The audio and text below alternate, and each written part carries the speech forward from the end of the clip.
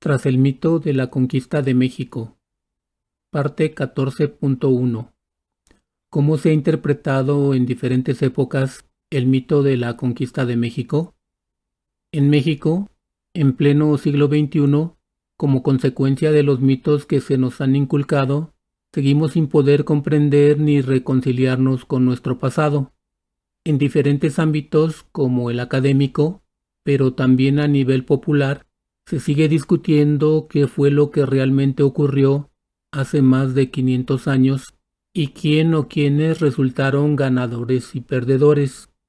Es muy difícil encontrar una explicación que deje satisfechos a todos, aunque lo más importante sea no incurrir en las falacias que desde hace muchísimos años se han registrado en la narrativa oficial.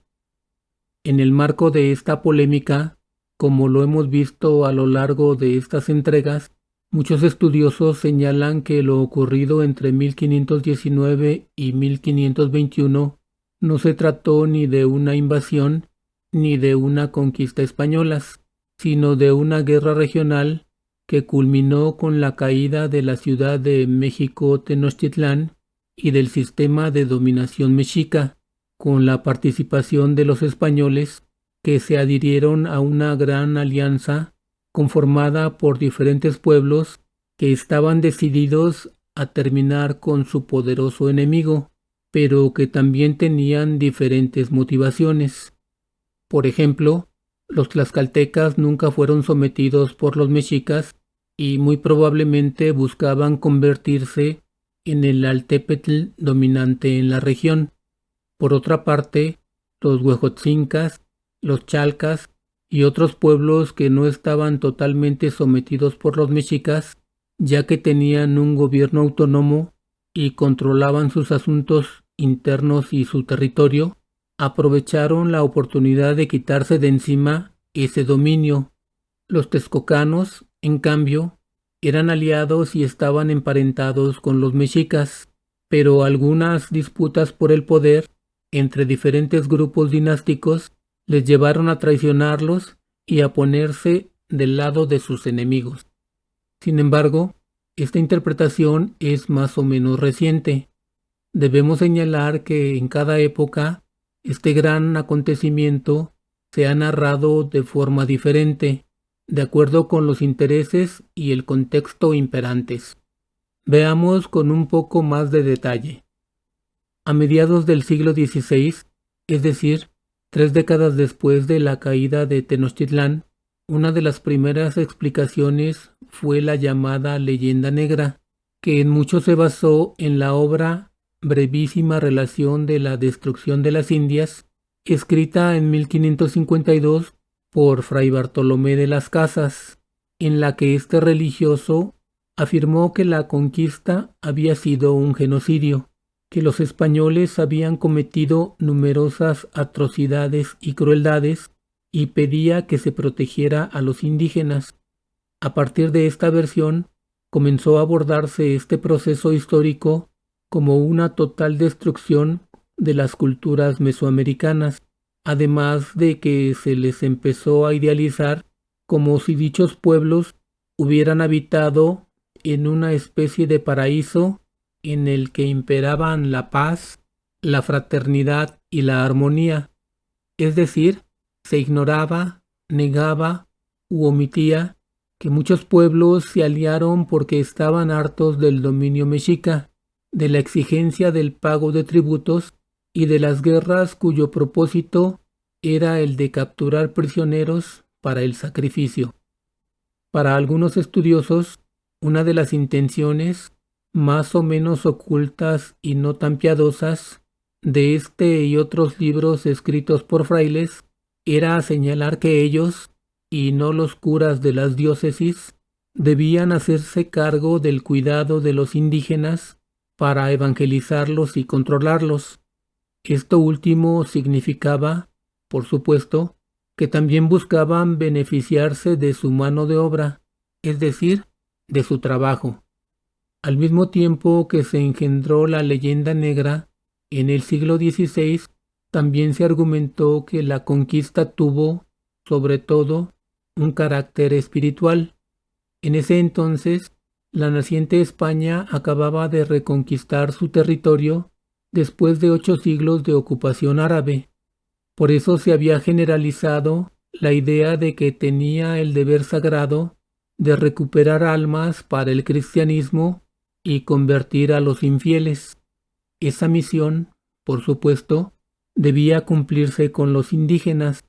Así, en la península ibérica y en general en Europa, la supuesta conquista se justificó y se vendió como algo benéfico para los antiguos pueblos mesoamericanos, ya que se les estaba evangelizando, es decir, enseñando la verdadera y única religión. Por supuesto, como ya hemos visto, el primero en impulsar la falaz idea de que los españoles buscaban principalmente civilizar y salvar a los indígenas fue Hernán Cortés, quien con sus cartas de relación enviadas al monarca español difundió sus supuestos logros y hazañas. Pero esos documentos fueron controlados estrictamente y después prohibidos por la corona, porque el capitán adquirió mucha popularidad y se le veía como a un auténtico héroe.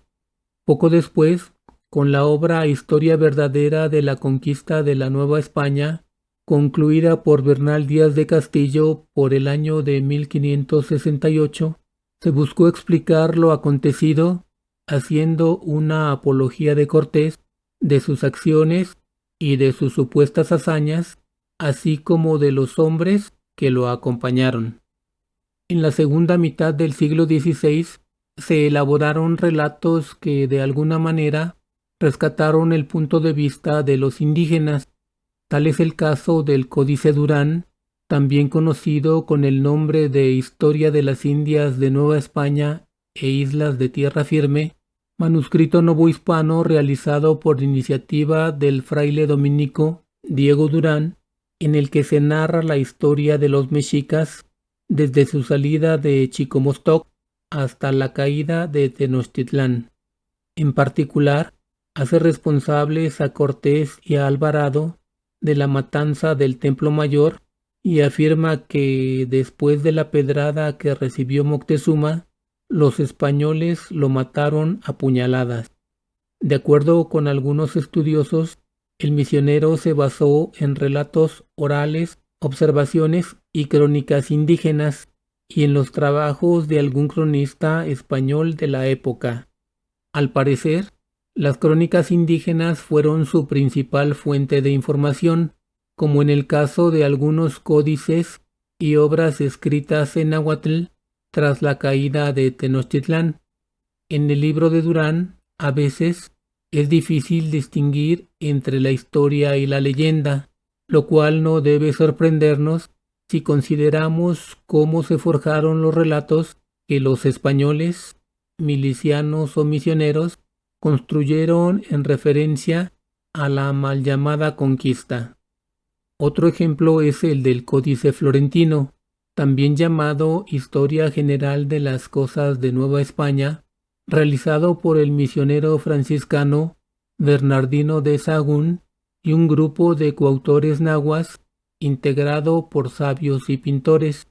El Códice Florentino abarca muchos de los aspectos de la historia, la vida, la religión y la cultura de los antiguos pueblos del centro de la región mesoamericana hablantes de náhuatl, pero no solo trata de rescatar su pasado, sino de resaltar el papel protagónico que tuvieron los pueblos indígenas en lo que desde el punto de vista europeo se denominó la conquista. Por supuesto, una figura central en las crónicas indígenas es Malintzin, la mujer intérprete y forjadora de alianzas, dejando en un segundo plano a Cortés, quien tenía un papel más de observador. Sin embargo, en cuanto a esta obra, algunos estudiosos señalan que, sobre todo, fue una herramienta diseñada para forzar la evangelización de los pueblos mesoamericanos. Por eso, muchas de sus páginas tienen un formato a 2 columnas. En una está la descripción en náhuatl y en la otra en español.